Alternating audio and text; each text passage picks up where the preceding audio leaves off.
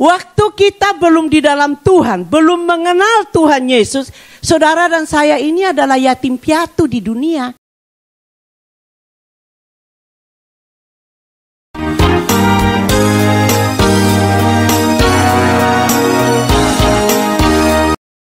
Nah saudara, hari ini itu hari yang terpenting di dalam kehidupan kita. Karena apa saudara? Hari ini kalau saya merasakan kita sebagai orang-orang di Hong Kong itu ada dua peristiwa yang kita rayakan. Peristiwa yang pertama adalah kebebasan dari COVID. Kok enggak ada sukacita? Yang kita akan rayakan yang pertama adalah kebebasan dari COVID. On fire, on fire, on fire. Saudara hanya untuk bola, saudara berdiri. Ini untuk kebebasan. Amin. Hari ini kita merayakan kebebasan dari COVID. Amin. Nah gitu dong Nah saudara yang kekasih, yang pertama Mazmur 107 ayat 1 sampai 3. Mazmur 107 ayat 1 sampai 3. Baca sama-sama. 1, 2, 3. Bersyukurlah kepada Tuhan sebab Ia baik, bahwasanya untuk selama-lamanya kasih setianya. Yang kedua, biarlah itu dikatakan orang-orang yang ditebus Tuhan, yang ditebusnya dari kuasa yang menyesakkan. Siapa selama dibungkam mulutnya menyesakkan enggak? Tapi kok kalian kok masih ada? Ada yang batuk-batuk ya sehingga masih pakai ya. Kalau saya sudah bebas sudah enggak mau. Iya. Nah, saudara yang kekasih, lalu yang ketiga, yang dikumpulkannya dari negeri-negeri, dari timur dan dari barat, dari utara dan dari selatan.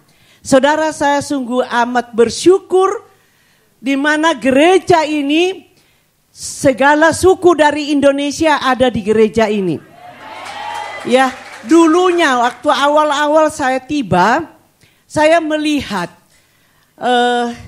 yang datang kebanyakan dari Manado dan dari Jawa. Waktu itu saya melihat hanya satu anak Toraja. Anak NTT cuma ada 2 atau 3 orang.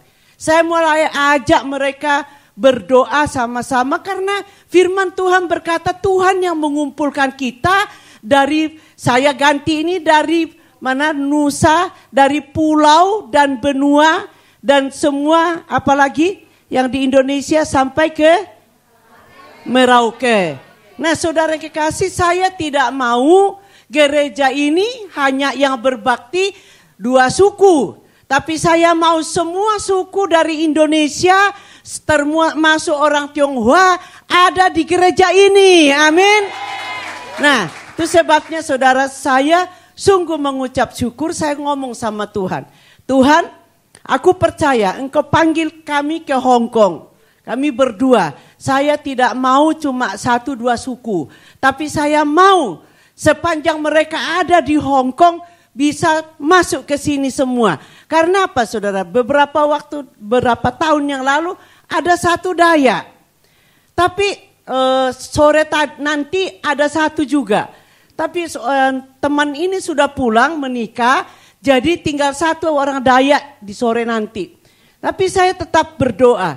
Di sini sudah ada Batak, sudah ada NTT, NTB, terus Toraja, Manado, terus apa lagi? Jawa terutama. Ya Sunda juga ada. Ya, oke, tepuk tangan untuk Tuhan Yesus. Ini saudara, ini dibuktikan dalam gereja ini bahwa Tuhan yang mengumpulkan saudara dan saya dari pulau dan benua sampai kepada seluruh Indonesia ada di sini. Ya, sepanjang saudara kami sungguh-sungguh merindukan untuk memberi saudara pelajaran berakar di dalam Kristus supaya saudara tidak hanya sekedar memeluk agama Kristen. Kalau saudara cuma sekedar memeluk agama Kristen, banyak orang Kristen yang masuk neraka loh. Nah, ya katanya. Nah, saudara yang kekasih, kita 3 tahun, ya, kita 3 tahun merasa seperti tali karet. Nah, saudara yang kekasih, 3 tahun kita merasa seperti tali karet ini, ya, yang terentang dan terentang dan terentang, sedikit lagi sampai hampir putus. Karena saudara yang kekasih, kita ditekan. Majikanmu menekan engkau batuk sedikit, tidak boleh libur. Iya toh? Boleh libur tapi tidak boleh ke gereja, coba. Itu kan rasanya, aduh. Iya. Ada yang malam-malam nangis, mami saya batuk, besok tidak boleh libur. Boleh libur tapi dibawa rumah. Saya bilang udahlah, nurut aja. Ya saudara yang kekasih, sampai tinggal selangkah lagi hampir putus asa. Tapi syukur kepada Tuhan, ada Roh Kudus yang membuat kita, saudara, tetap menang. Ya, jadi bentuk ketegangan yang menyergap kita selama pandemi. Seperti karet ini diginiin terus, tegang. Ya batuk sedikit, harus ya di rumah dikirimin apa itu untuk tes ogok-ogok hidung. Coba bayangin saudara yang kekasih. Iya. Nah, di dalam Mazmur 34 ayat 4. Ayo baca sama-sama. 1, 2, 3. Muliakanlah Tuhan bersama-sama dengan aku. Marilah kita bersama-sama masyurkan namanya. Nah, ayo sekarang kita praktek muliakan Tuhan dengan nyalakan apimu. Yang rapnya aja. Yes, bangkit, ayo.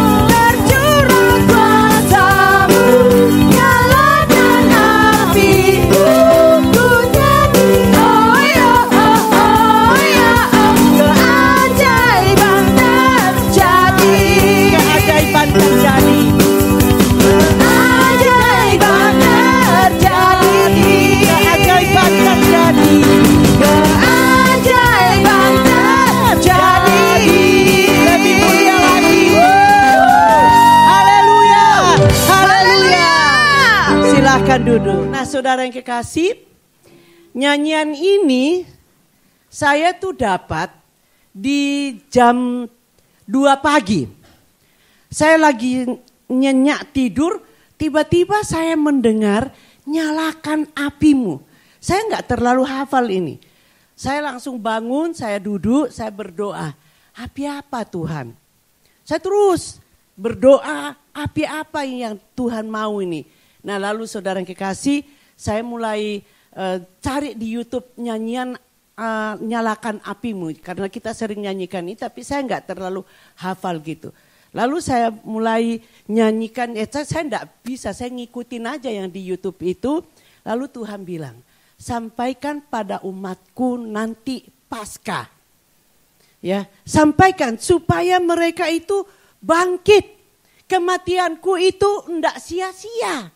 Saudara, tadi saya katakan hari ini kita merayakan dua. Yang pertama adalah kebebasan dari COVID. Yang harus kita peringati, yang kita harus rayakan. Rayakan dengan sukacita, bukan dengan nyalakan. Sudah itu enggak nyala itu. Milik-milik itu. Ya.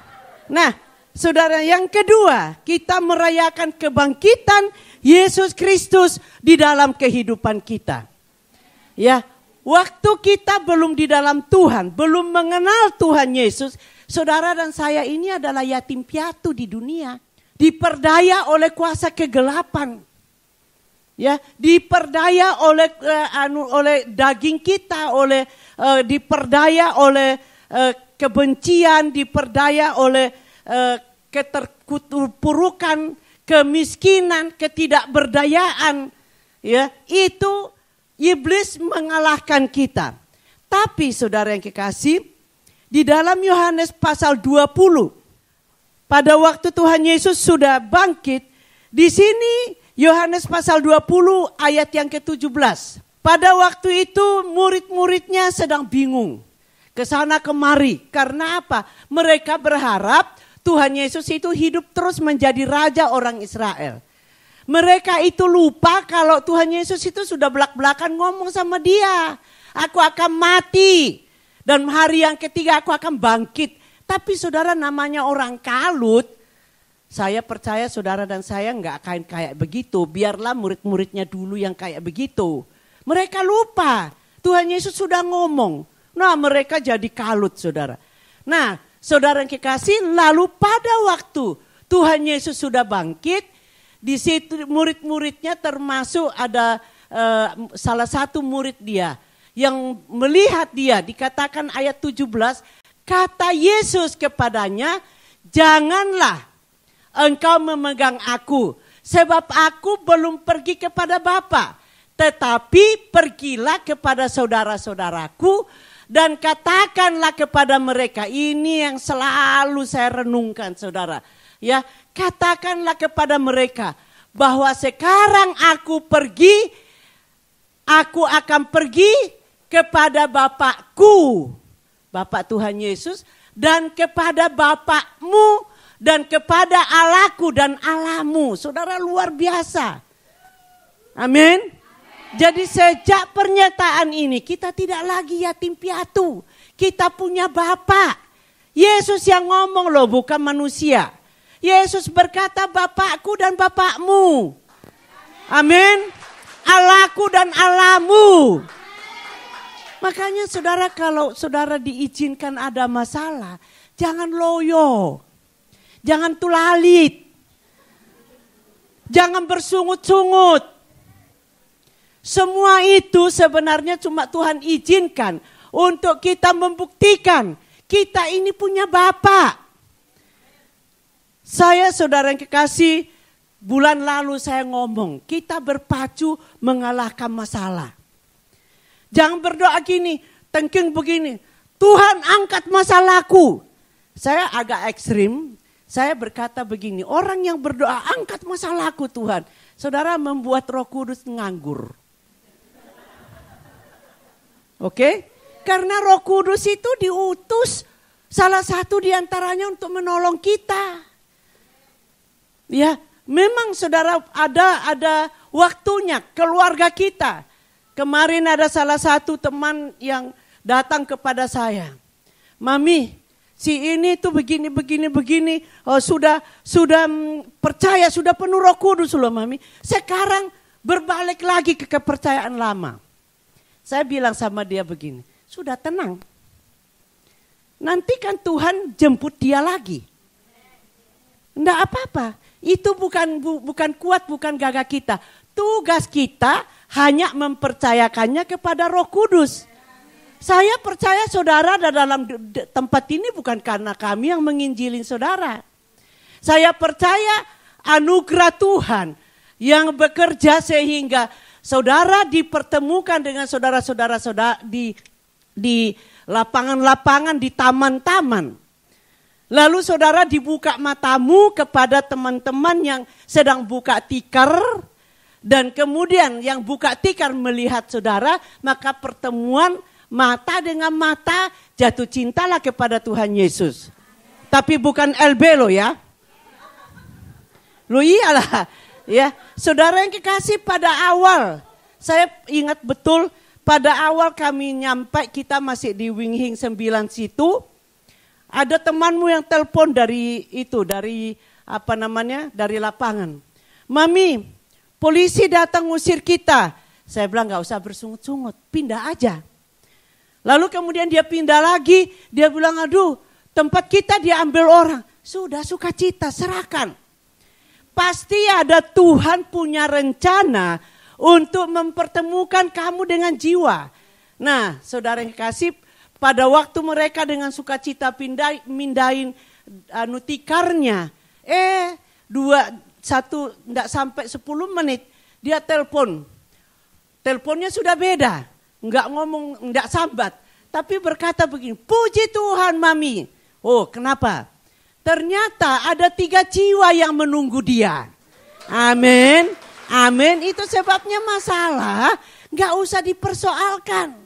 Katakan kepada Tuhan, aku bersyukur buat masalah ini Tuhan. Karena kemenangan sudah dijamin kok. Kebangkitannya sudah dijamin. Kita tinggal melakukannya. Amin. Nah, saudara yang kekasih, saya katakan sudahlah. Bawa jalamu, bawa jaringmu melalui tikar. Nanti kan kamu nyanyi-nyanyi, ikan itu datang sendiri. Maaf ya saudara, bukan saya menyamakan saudara dengan ikan, tapi itu bahasa Alkitabnya. Ya, jadi saudara yang kekasih, saya bersyukur kepada Tuhan. Nah, ini alasan kita menyalakan api cinta kita kepada Tuhan. Ya, karena kemenangan dia sudah jamin. Tinggal kita ini berada, puji Tuhan kita berada di gereja yang mendorong kita hidup intim dengan Tuhan. Tugas saudara dan saya hanya apa? Setiap hari intim dengan Dia. Terus menerus mencari Dia, terus menerus minta nasihat kepada Dia. Terus menerus ada seorang yang tanya kepada saya begini. Pada waktu kamu mengalami masalah, apakah kamu mempersalahkan Tuhan?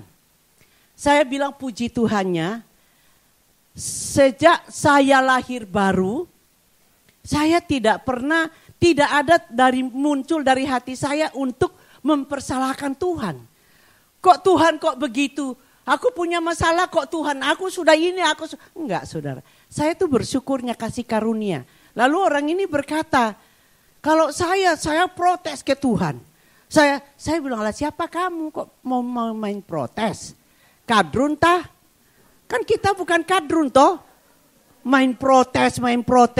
Ya kan kita anak Allah. Nah saya bilang, saya sungguh amat percaya bahwa semua masalah yang Tuhan izinkan terjadi dalam hidup kita, semua itu untuk membuat otot rohani kita kuat. Amin. Katakan bersama saya. Masalah datang, silih berganti. Semua itu untuk membuat saya kuat dan membuat otot rohani saya semakin kokoh.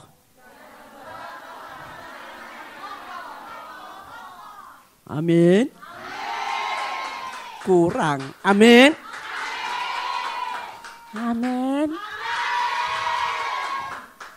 Saudara, orang yang kayak begini, iblis itu sangat memperhitungkan. Iblis akan berusaha untuk menjatuhkan. Tapi dia tidak tahu kalau di balik persoalan yang dia mau jatuhkan, itu kita semakin kokoh. Amin. Tepuk tangan lebih meriah untuk Tuhan Yesus. Nah, saudara yang kekasih, kenapa saya tuh tanya sama Tuhan, kenapa api Tuhan? Tuhan bilang begini, api itu dapat dilihat dalam tempat segelap apapun juga. Walaupun api itu milik tetap kita bisa lihat kan di dalam kegelapan. Nah itu sebabnya Tuhan bilang, minta supaya semua menyalakan apiku di dalam hidup mereka. Iya, nah saudara yang kekasih, kalau tadi saya ngomong pembebasan dari COVID, kita mau bersyukur. Dan dengan kebangkitan Tuhan Yesus ini, tanda nyata untuk menjadikan kita semua pemurid yang handal. Untuk apa? Pemurid yang handal, yang istimewa. Dari dulu saudara, saya paling senang kata-kata istimewa. Meskipun nasi goreng istimewa cuma dikasih dok, coplak. Saya pikir nasi goreng istimewa cuma telur. Tapi saudara dan saya dibuat istimewa Tuhan. Oleh apa? Oleh kematiannya di atas kayu salib. Kalau saudara sudah mengerti ini, saudara begitu ada masalah datang, saudara akan berkata, terima kasih sekarang ditambahkan keistimewaanku Tuhan.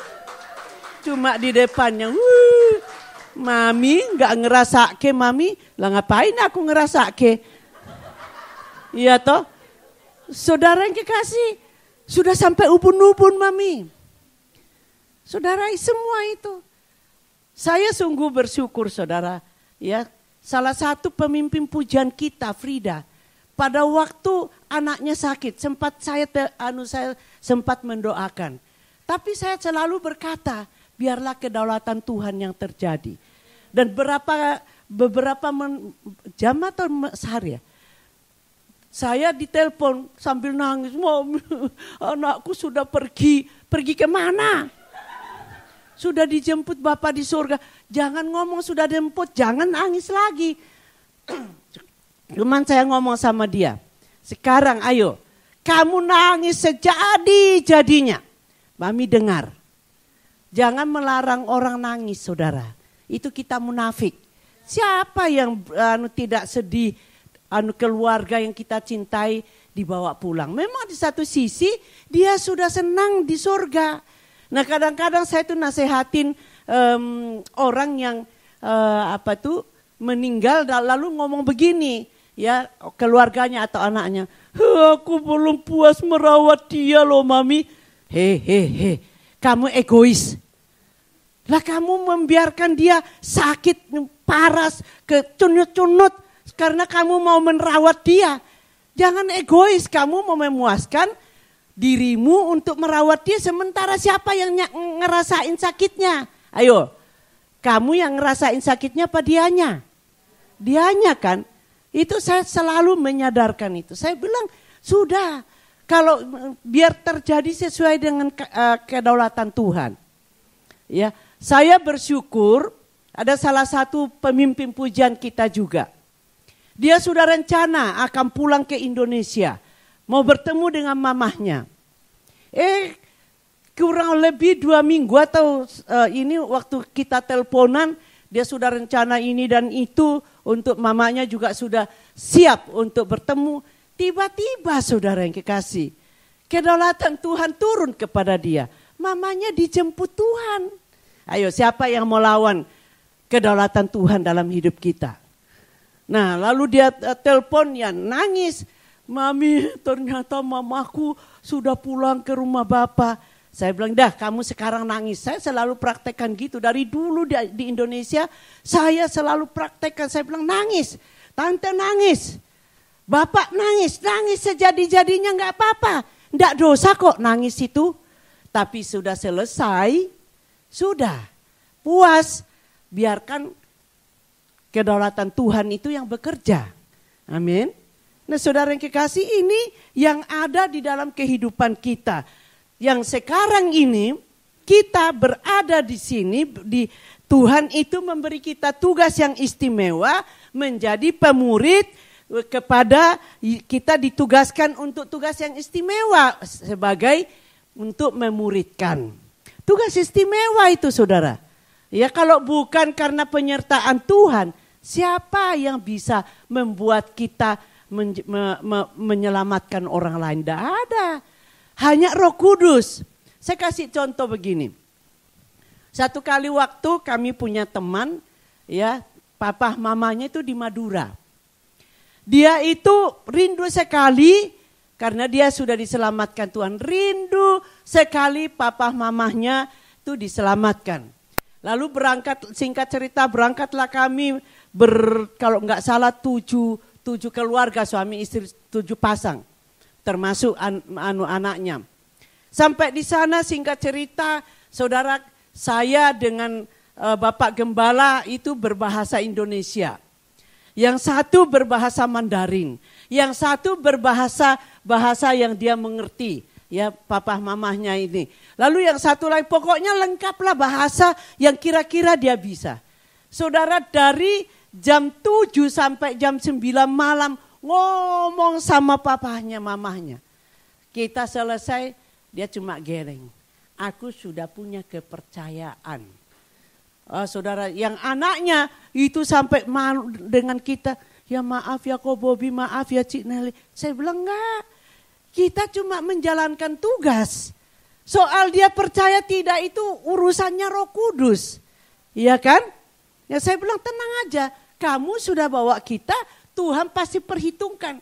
Waktunya Tuhan bukan waktu kita. Amin. Nah saya nggak ngomong kayak begitu.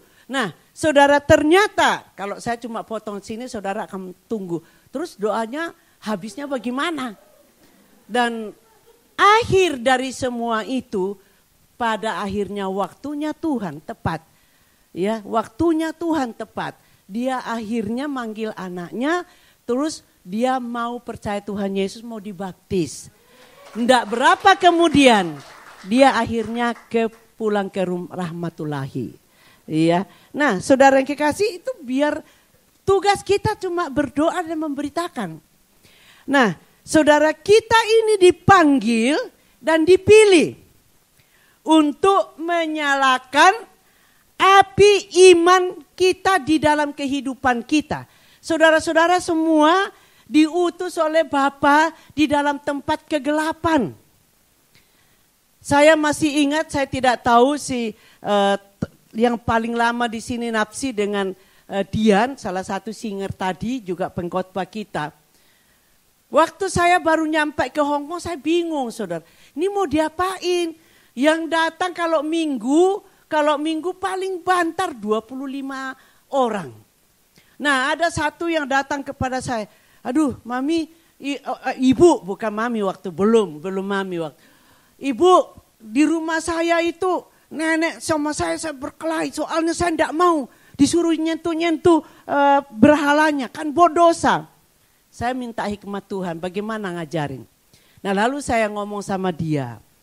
Kamu butuh dolarnya nenek, iya toh? Nah bagaimana kamu kalau kamu berkelahi terus berarti kamu disewa untuk berkelahi dengan nenek. Iya kan? Saya bilang, ayo kita berdoa. Roh Kudus ngajarin saya supaya setiap minggu saya urapi tangan-tangan mereka. Ingat, saya urapi, saya bilang kamu diberi kuasa. Ada kuasa di dalam tanganmu. Nah waktu kamu disuruh bersihin abu-abunya kamu bilang gini. Setan iblis yang ada di dalam patung ini. Iya, kamu diberi otoritas. Aku membersihkan ini bukan karena aku suka sama kamu, bukan karena aku mau nyembah. Aku usir kamu keluar daripada patung ini. Dan aku rebut nenekku yang percaya kepadamu. Dalam nama Yesus. Udah cukup. Nggak usah berkelahi. Nah saudara pulang praktek. 2-3 hari kemudian dia telepon saudara. Bu, puji Tuhan Bu.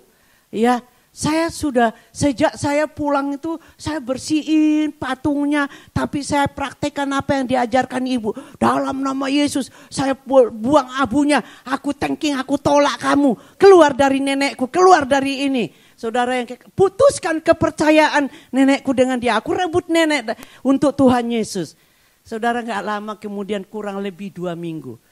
Nenek bilang, kamu buang itu patung-patung itu, aku sudah benci sama dia. Nah, halo. Karena saudara Tuhan yang berdaulat. Itu kedaulatan keselamatan dari Tuhan. Iya. Nah, saudara kita menyalakan iman kita di dalam kehidupan kita dimanapun kita diutus. Nggak perlu takut. Ya, Tuhan mengutus kita. Nah, kita harus menyalakan terang dengan kasih yang on fire kepada Tuhan. Kasih kita kepada Tuhan bukan cuma sekedar di gereja on fire. Bukan cuma itu. Tapi saya melatih saudara di gereja, tapi dalam saat teduh saudara harus praktekkan. Saudara bukan teriak on fire, tapi hatimu bernyala-nyala di dalam hidup intim dengan Tuhan. Tepuk tangan untuk Tuhan. Amin. Nah, saudara yang kekasih, dengan sukacita yang cemerlang kita akan merayakan kemenangan daripada Tuhan Yesus. Saudara, kita perlu komitmen. Kita semangat dalam membina hubungan kehidupan intim dengan Tuhan. Nah, saudara, mari kita menjadikan api iman seperti itu. Memang harganya mahal. Ya, bukan harga mahal duit, bukan emas. Tetapi saudara yang kekasih, harga mahalnya itu adalah kita melepaskan harga diri kita. Ya, misalkan saudara biasa pergi sama teman-temanmu, kalau hari Minggu misalkan libur. Dengan saudara sudah mengerti kebenaran, saudara bisa dicuekin, bisa dihina, bisa dipeleroi.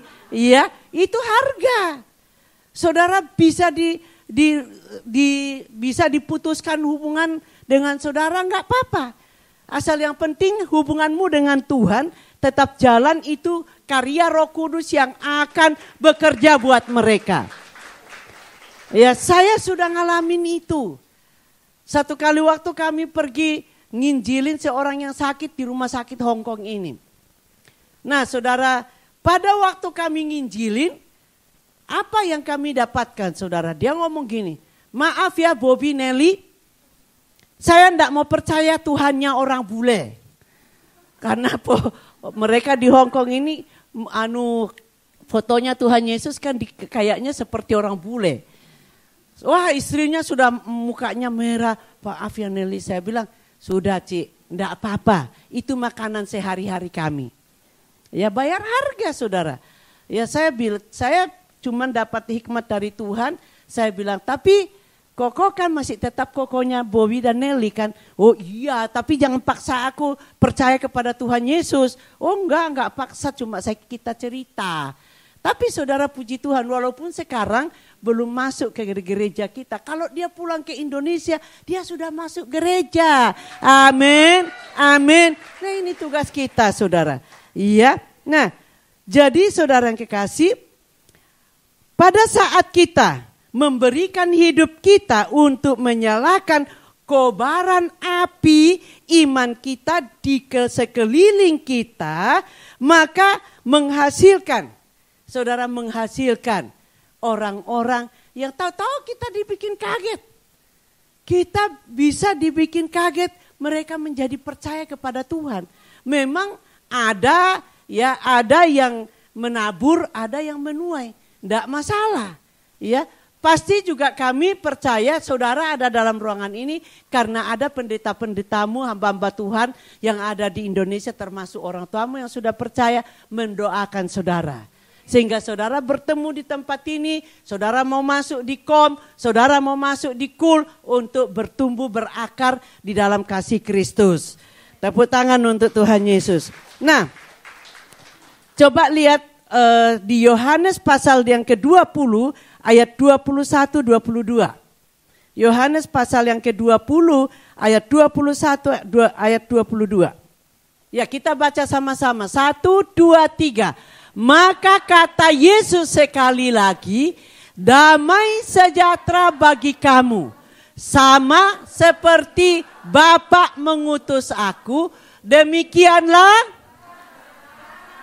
yang keras. Demikianlah. Nah, saya mau ganti. Demikianlah Yesus mengutus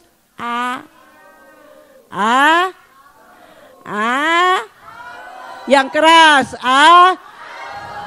Jangan bilang tetanggaku ini loh Tuhan. Ini aku, utuslah dia. Enggak ada itu saudara. Iya, itu hak istimewa. Itu yang saya katakan istimewa. Saudara, itu yang Tuhan mau. Makanya dia berkata lebih dulu lagi. Ayo ayat 22. Di situ dikatakan, dan sesudah berkata demikian, ia menghembusi mereka dan berkata, terimalah Roh Kudus. Saudara, ini yang membedakan kita. Kita tidak diutus begitu aja, dilepas begitu aja. Tapi kita diperlengkapi dengan Roh Kudus. Karena tidak ada orang yang bisa kuat, yang bisa mampu untuk bertahan dalam persoalan-persoalan yang kita hadapi. Hanyalah Roh Kudus. Kita bersyukur sekali menjadi yang terpilih, yang dipilih. Diberikan Roh Kudus. Saya selalu ngomong sama siapapun juga, andalkan Roh Kudus. Waktu di majikan katakan, Roh Kudus, turunlah kepada majikanku. Supaya majikanku diinsyafkan menjadi percaya kepadamu. Itu urusan Roh Kudus, itu pekerjaan daripada Roh Kudus, saudara. Nah, itu sebabnya mari kita punya prinsip. Setiap hari kita nyalakan api cinta kita kepada Tuhan. Itu pertama dulu. Hidup intim kepada Tuhan terlebih dulu. Nah, lalu kemudian kita mau setia, kita mau taat dalam panggilan Allah.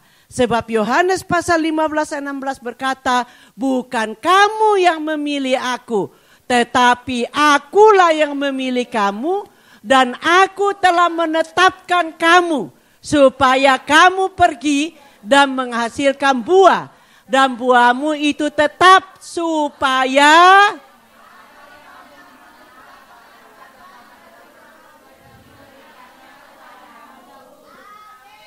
amin. Kita saudara kadang-kadang cuma minta. Nah syaratnya ikutilah panggilan Tuhan. Syaratnya itu jadilah pemurid, jadilah murid.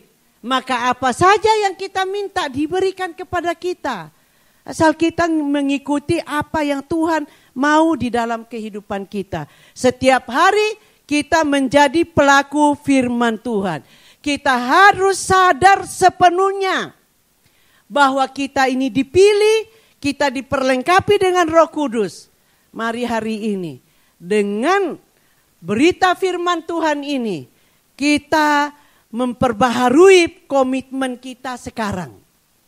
Kalau beberapa waktu yang lalu sebelum saudara mendengar ini, saudara mungkin loyo, saudara mungkin menjadi tidak bersemangat, putus asa. Hari ini bangkit. Jadilah pemenang. Karena untuk itulah Tuhan mau kita. Mari bangkit berdiri. Kita masing-masing semua. Masing-masing memperbaharui komitmenmu dengan Tuhan. Katakan kepada Tuhan, ampuni saya Tuhan. Ampuni saya. Kalau selama ini saya cuma sekedar menjadi penganut agama Kristen. Sehingga di mana saya berada saya tersinggung, lari lagi ke gereja inilah. Saudara yang kekasih, saya tidak pernah akan mencari saudara kalau saudara pergi ke gereja lain. Karena di sana juga saudara kan menjadi berkat. Saya cuma pesan kalau sampai ada yang yang pamit, saya cuma ngomong. Jadi berkat di sana ya. Kalau kamu sudah mendengar apa yang di sini, praktekkan di gereja itu. Saya tidak berkata, jangan pergi, jangan, waduh, enggak saudara. Ya, karena saya berpikir, kami berdua berpikir, kalau dia sudah pergi, ya bukan lagi urusan kami sudah selesai untuk membina orang ini. Tapi kadang-kadang beberapa waktu ini nafsi bilang, mami, itu balik kepada kita. Ya udah diterima. Walaupun di gereja lain sudah pakai jas di sana, pakai ini enggak apa-apa. Balik ya diterima, mana sih ada orang yang menolak anak. Ya toh Tuhan Yesus saja menerima, apalagi kok kita. Amin. Nah, mari saudara angkat tanganmu, perbaharui. Saya berikan kesempatan 1 menit. Saudara memperbaharui